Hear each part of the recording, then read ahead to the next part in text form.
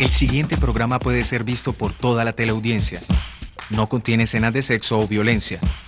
A los menores de edad se les recomienda la compañía de adultos responsables para una mejor comprensión. Canal Universitario presenta.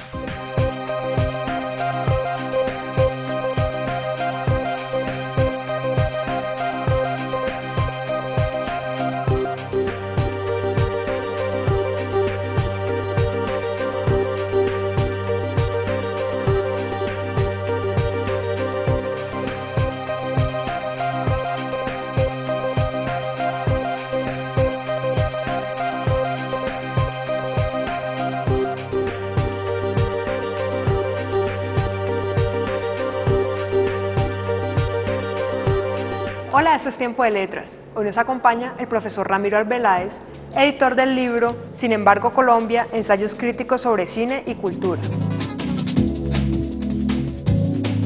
El libro del que estamos hablando se llama Sin embargo Colombia, ensayos críticos sobre cine y cultura, que es de la profesora Juana Suárez. La profesora Juana Suárez es una profesora colombiana que está radicada ahora en Estados Unidos. Es profesora de la Universidad de Kentucky desde hace varios años. Es una profesora que tiene un máster en literatura y un doctorado en estudios culturales, hecho en Estados Unidos. Es un libro que es el resultado de varios premios.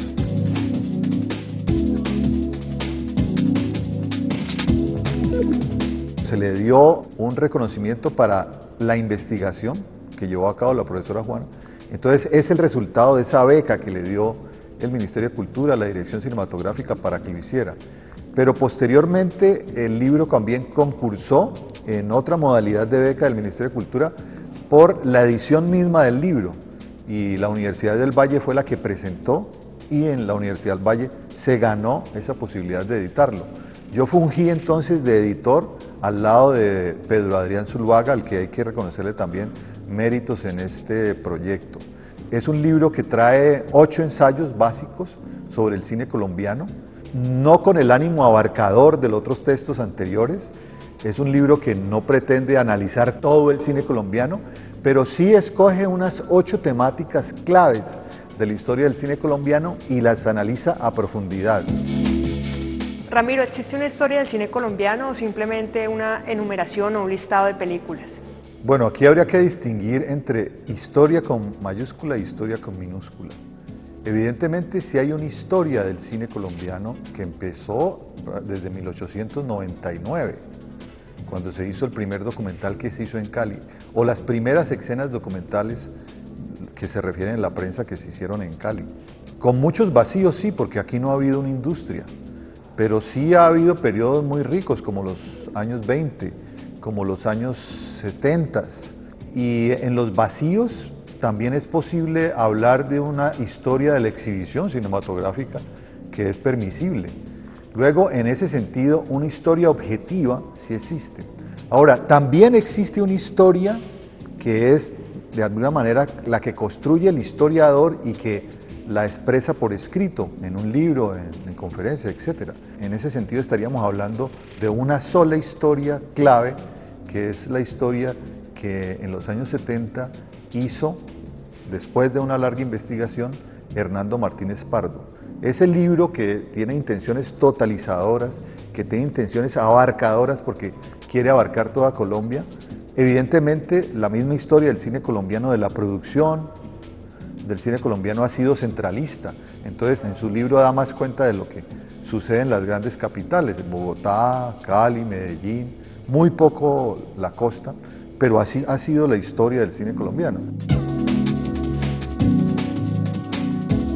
Entonces, existe en las dos formas, tanto en historia objetiva, por la que hemos atravesado desde 1827, y este texto que te cuento de Hernando Martínez Pardo. Pero también hay que reconocer que existen otros pequeños textos ya dedicados a historias regionales o a periodos particulares o a movimientos singulares dentro de la historia del cine colombiano por otros autores. De pronto son investigaciones más profundas pero menos abarcadoras, circunscritas a un periodo de tiempo más corto.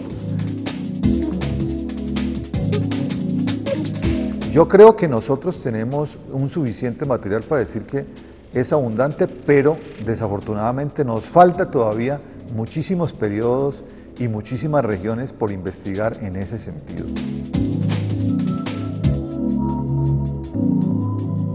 ¿Cómo es reconocido el cine colombiano en el ámbito internacional?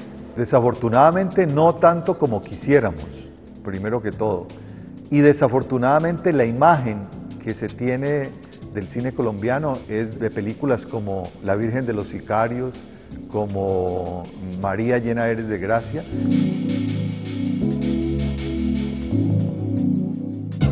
Son películas que nos vinculan al negocio del narcotráfico o al problema de la violencia y desafortunadamente resuenan más en los espectadores extranjeros este tipo de películas que otras que no tienen nada que ver con esos universos y que son mejores o igual de buenas.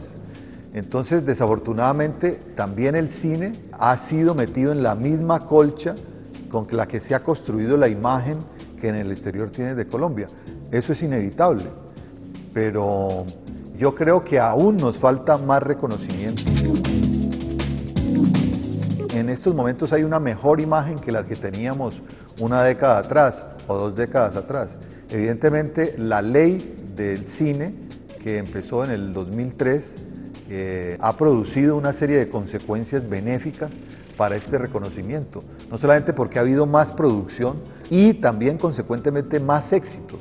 Hay más películas que han ganado más premios en diferentes tipos de festivales y entonces la fama sale de allí, del haberse ganado en varios festivales de Europa y Estados Unidos determinados premios.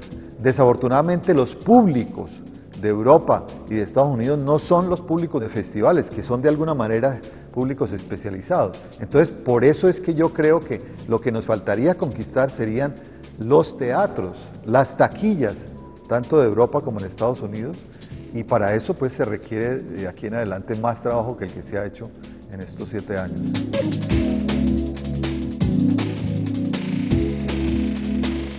¿Qué temáticas se han trabajado en el cine colombiano? Aparecen unas temáticas que son también recurrentes en el cine universal.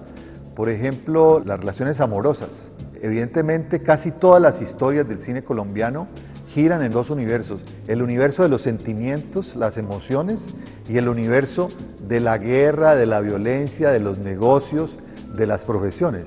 La mayoría de las historias son construidas según esos moldes que terminaron siendo clásicos. Un universo de amores que de alguna manera es obstaculizado o es beneficiado por lo que sucede en el otro universo del trabajo, de la guerra, de la profesión, etc. Y una buena combinación de esos 2 universos o de esos 2 hilos narrativos son los que harían o construyen buenas historias. En ese sentido, las relaciones sentimentales, las relaciones amorosas sería también un tema recurrente. Ahora, pare de contar, porque a partir de allí los temas han sido muy variados y entonces no podríamos decirle recurrente a algunos temas que aparecen en 1, 2 o 3 películas, ¿no? Es posible que en términos regionales sí se dé ese caso, que aparezcan unos temas recurrentes en ciertos periodos regionales, como es el caso, por ejemplo, del cine que se hizo en Cali. En los años 70 y 80 había una recurrencia en hablar de universos asociados al vampirismo, y hay varias películas que tienen esa impronta: Pura Sangre, La Mansión de Araucaima, Carne de tu carne. También recientemente nuevos realizadores han vuelto sobre esas temáticas, de manera que en términos regionales es muy probable que sí hayan otros temas recurrentes importantes.